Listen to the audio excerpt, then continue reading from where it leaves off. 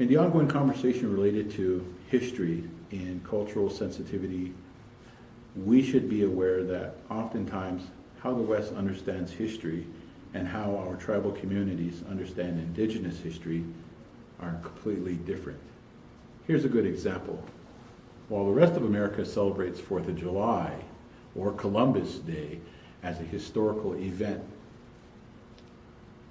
a historical understanding within tribal communities might be completely different.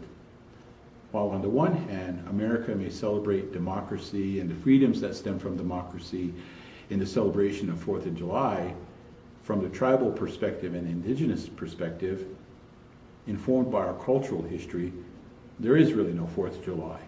And sometimes there may be the ironic understanding that one nation's celebration of democracy is also another indigenous nation's understanding of how that history has been oppressive or has been exploitative of indigenous communities. And so sometimes when we think about conversations related to Columbus Day and how tribal communities might view Columbus in relationship to things like manifest destiny or things like how America came to be, we will recognize that there's been a very problematic and oftentimes hurtful understanding of that history from indigenous perspectives.